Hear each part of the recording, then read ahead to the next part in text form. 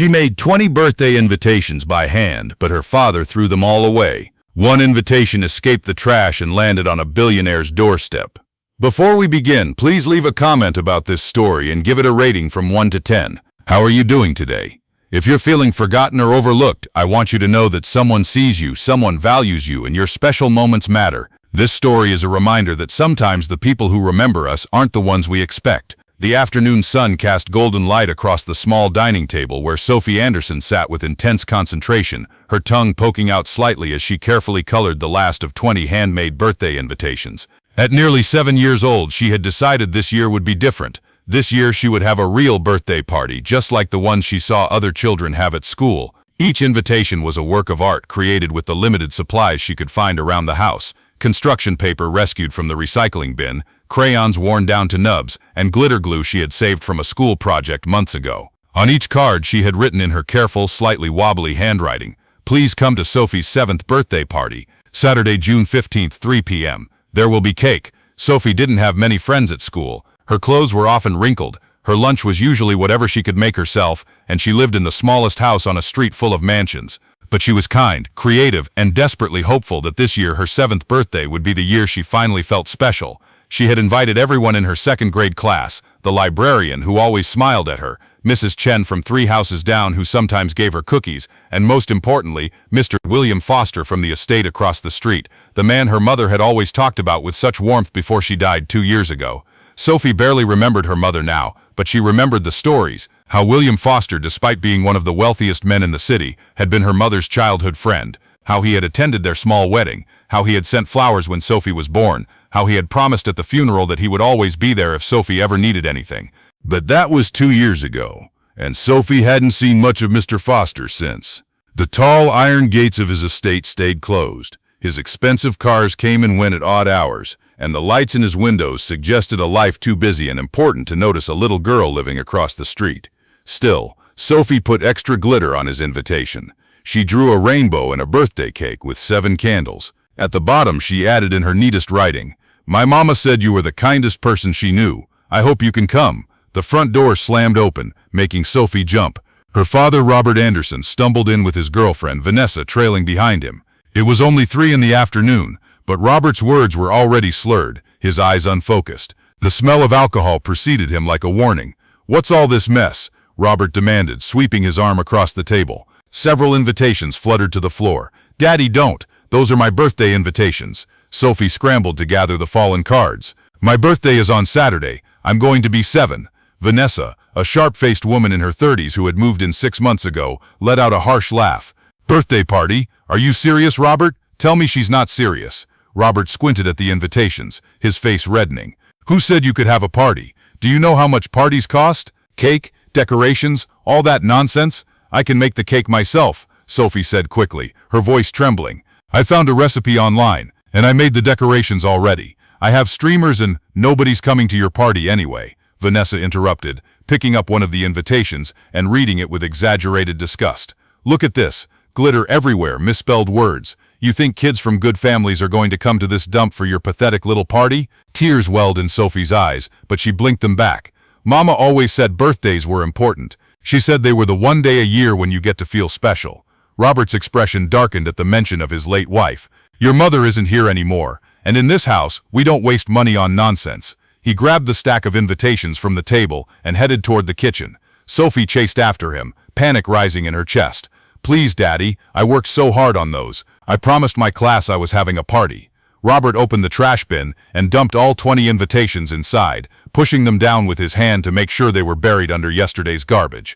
"No party. End of discussion." He turned and walked toward the living room, already reaching for another beer.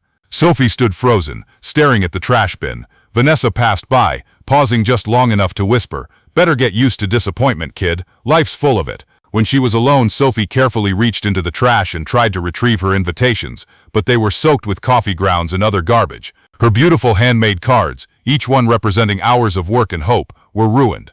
She pulled out what she could and tried to clean them off, but it was hopeless. 20 invitations reduced to soggy, stained pieces of paper. She managed to salvage 3 that weren't completely destroyed, but even those were crumpled and dirty. That night, Sophie cried herself to sleep, clutching a photograph of her mother, a young woman with the same dark hair and hopeful eyes that Sophie saw in the mirror every morning. What Sophie didn't know was that when Vanessa had taken out the trash that evening, one invitation had caught on the rim of the bin. When the garbage bag was lifted out, that single card, Mr. William Foster's invitation, had fallen free and been carried by the wind across the street. It tumbled through the warm June evening, past manicured lawns and through the wrought iron gates that were left briefly open as a delivery truck departed. It danced across the circular driveway of the Foster estate and came to rest against the front door, rainbow and glitter facing up, right where someone would be sure to find it. William Foster was tired. At 62, he had built an empire that spanned 3 continents. Foster Technologies was synonymous with innovation in artificial intelligence and robotics. But success had come at a cost.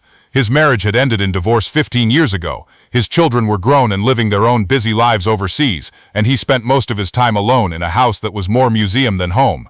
He was walking to his car for an early morning meeting when he saw the small, colorful card lying on his doorstep. He picked it up, intending to discard what he assumed was some kind of advertisement, but then he saw the careful handwriting, the homemade quality of the invitation, and the message at the bottom. "My mama said you were the kindest person she knew. I hope you can come." William's hand trembled as he read the words. Mamo, Claire Anderson. The memories hit him like a wave. Claire, his best friend from childhood. Claire, who had stood by him when his own family had written him off as a dreamer with impossible goals. Claire, who had believed in him when he was just a poor kid with big ideas and no money to pursue them. Claire, who had attended his first product launch, who had celebrated every success with him, who had never asked for anything in return except his friendship. Claire, who had died of cancer 2 years ago, leaving behind a husband who couldn't cope and a daughter William had promised to watch over. A promise he had broken through nothing more than the busy negligence of a man who had let his schedule consume his humanity. William looked at the invitation again, really looked at it this time. The careful coloring, the slightly crooked letters, the excessive glitter that now dusted his expensive suit. This wasn't just an invitation. It was a little girl's hope, pressed into paper and thrown away by people who should have cherished it.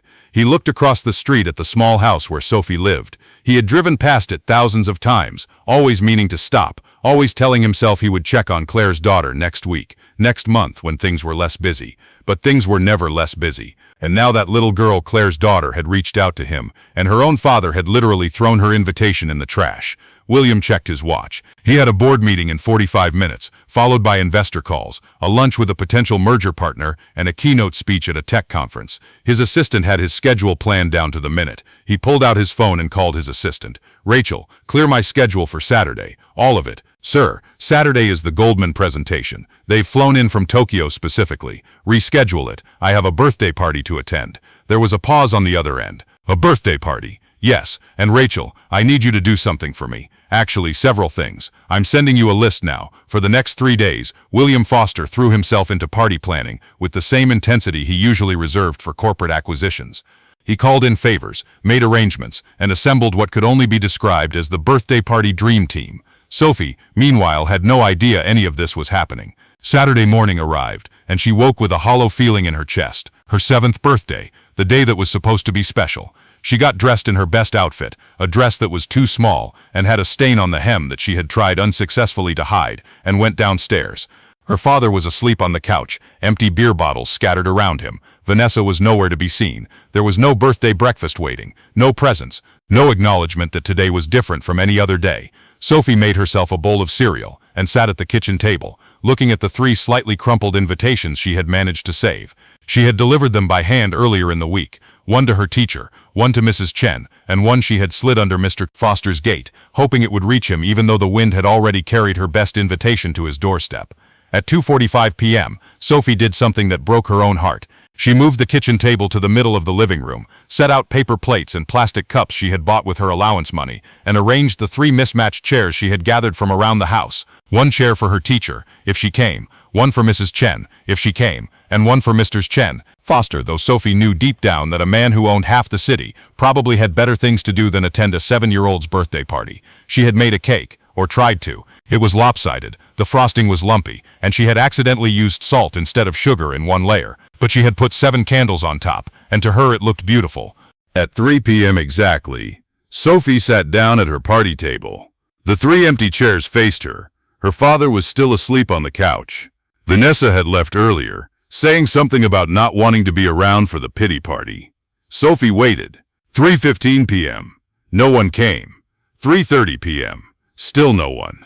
By 3:45 p.m., Sophie's eyes were burning with unshed tears. She stared at the lopsided cake with its 7 candles and made a decision. If no one else was going to celebrate her birthday, she would celebrate it herself. She lit the candles with trembling hands, took a deep breath, and began to sing in a small, wavering voice.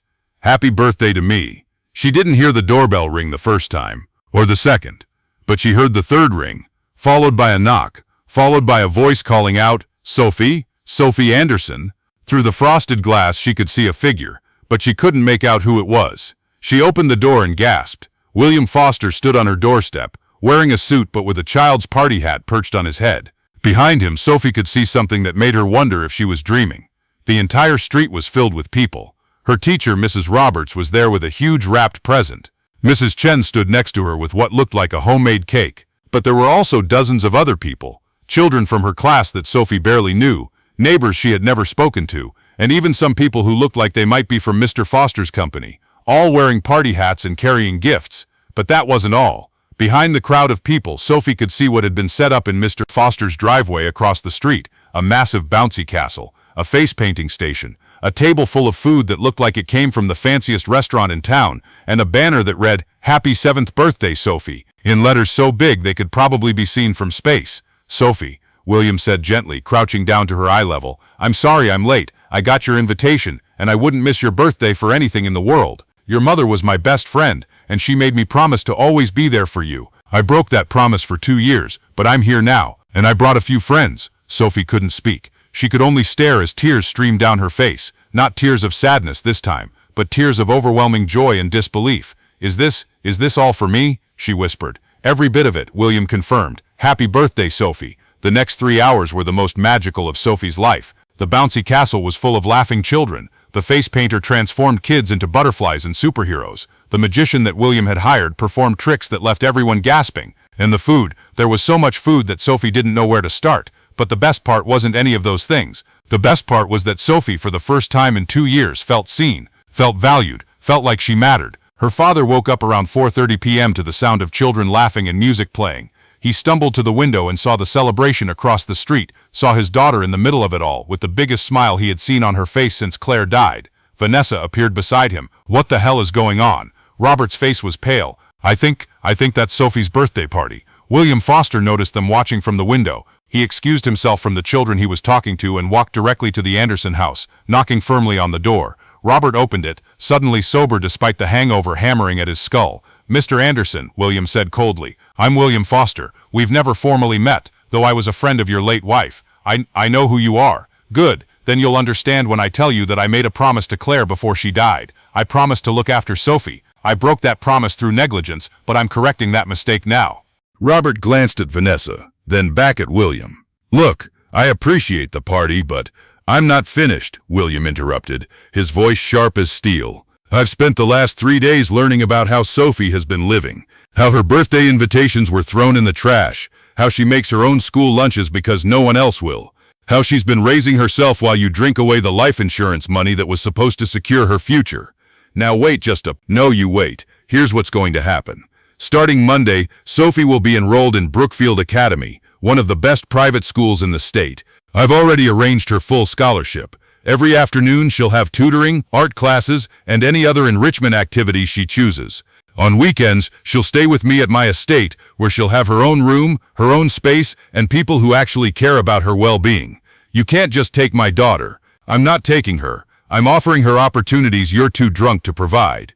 And here's the thing, Robert, you're going to agree to this. Because if you don't, I'm going to use every resource at my disposal to investigate your fitness as a parent. I have lawyers who specialize in family law, and I promise you they'll find every instance of neglect, every misused dollar of Claire's life insurance, every moment you chose alcohol over your daughter. Vanessa grabbed Robert's arm. Don't let him threaten you. He can't.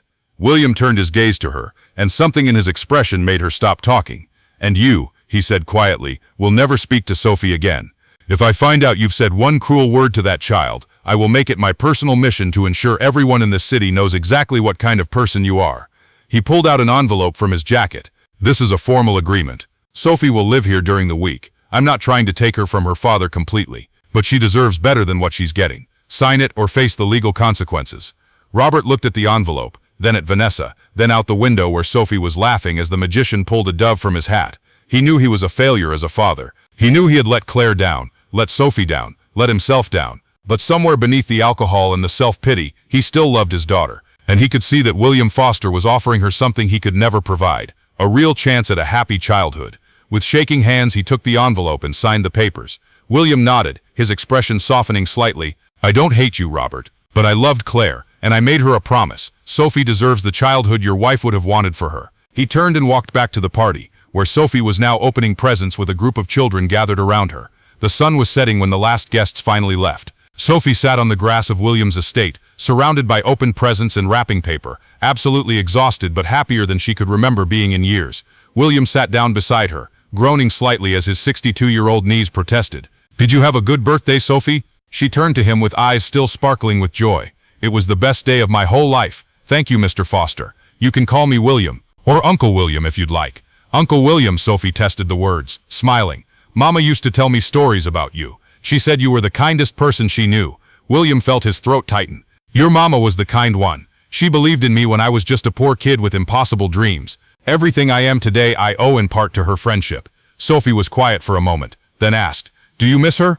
"Every day. But I see her in you, you know. Your creativity, your hope, your resilience, those are all gifts from your mother." "I made 20 invitations," Sophie said softly. "I worked so hard on them, and Daddy threw them all away except for the ones I saved. I know, sweetheart, and I'm sorry that happened. But here's what I want you to understand. Your father's actions don't reflect your worth. You are valuable, you are special, and you deserve to be celebrated. Your birthday matters. You matter." Sophie leaned against his shoulder, something she hadn't been able to do since her mother died. "Will you really be here for me, like you promised Mama?" William wrapped an arm around her. "I will be here for every birthday, every school play, every moment you need someone. That's a promise I won't break again." As the stars began to appear in the darkening sky, William looked at the mess of wrapping paper and party decorations scattered across his perfectly manicured lawn, and he smiled. For the first time in years, his enormous house felt like it might become a home again. Over the next few months, Sophie's life transformed in ways she had never imagined possible. During the week she lived with her father, but the dynamic had shifted. Robert, shaken by William's intervention, had started attending Dahlia meetings. He wasn't perfect. Some days he struggled, some days he failed, but he was trying in a way he hadn't tried since Claire's death. Vanessa had left within a week of the birthday party. Whatever power she'd had over Robert evaporated in the face of his growing sobriety and awareness. On weekends and some afternoons, Sophie stayed at William's estate. She had her own room there, painted in her favorite color, a soft lavender with white stars on the ceiling. William's housekeeper, Mrs. Martha, became like a grandmother to her, teaching her to bake properly, and always having fresh cookies ready after school. But more than the material things, Sophie had something she'd been missing for 2 years. She had family again. William attended every school event, helped with homework, and most importantly, he listened. When Sophie talked about her day, about her dreams, about missing her mother, he was there with his full attention and genuine care. On Sophie's 8th birthday, she didn't have to make invitations by hand, though she chose to anyway, because she liked making them. But this time, every single invitation was delivered, and every single person invited came to the party. This time, when Sophie blew out her candles, she wasn't alone in a quiet house with empty chairs around her. She was surrounded by friends, family, and a man who had kept a promise to her mother even though he'd almost forgotten it. This time, when she made her birthday wish, it wasn't for someone to remember her. It was a thank you for the uncle who had saved her from being forgotten. As Sophie got older, the story of how William Foster came into her life became somewhat legendary in their social circle. People marveled at the billionaire who had put his entire schedule on hold for a child's birthday party. They admired the way he had transformed a forgotten little girl's life, but William always corrected them when they called him a hero. Sophie saved herself by being brave enough to reach out, he would say. I just happened to find the invitation she threw out into the universe, and if anything, she saved me. I had everything money could buy, but I'd forgotten what really matters. Sophie reminded me. On the 10th anniversary of Claire's death, William and Sophie, now a confident 17-year-old preparing for college, visited Claire's grave together. Sophie placed flowers on the headstone and stood in silence for a moment before speaking. Hi, Mama. I'm sorry I don't come as often anymore. Life gets busy, you know, but I think about you every day. She glanced at William, who stood a respectful distance back, giving her space. I want you to know that Uncle William kept his promise. He was there for every birthday, every achievement, every time I needed someone. He became the father I needed when Daddy couldn't be. And Daddy's doing better now too. He's been sober for 8 years. I think you'd be proud of him for fighting his way back. Sophie wiped a tear from her cheek. I'm going to Stanford in the fall, full scholarship. William says it's because I'm brilliant, but I think it's also because he made a few phone calls. She smiled. He taught me that it's okay to accept help, that asking for support isn't weakness, it's wisdom. William approached and placed his hand on Sophie's shoulder. Claire, he said to the headstone, I'm sorry it took me 2 years to remember my promise, but I want you to know that Sophie is extraordinary. She's going to change the world someday, just like you always believed she would, and I'll be there to watch it happen. Sophie turned and hugged him tightly. Thank you, she whispered, for everything. No, William replied, his voice thick with emotion. Thank you for sending me that invitation. Thank you for reminding me what really matters. And thank you for letting an old man be part of your family. They stood there together in the quiet cemetery, two people who had saved each other in ways neither had expected, bound together by a promise made to a woman who had understood the power of kindness long before either of them did. The story closes with the image of a handmade birthday invitation, preserved in a frame on William Foster's desk in his office. Beneath it, a small plaque reads, "The invitation that changed 2 lives. Never underestimate the power of reaching out." This is our reminder that sometimes the smallest gestures carry the greatest weight. A handmade invitation, a kept promise, a moment of attention given to a child who needed it.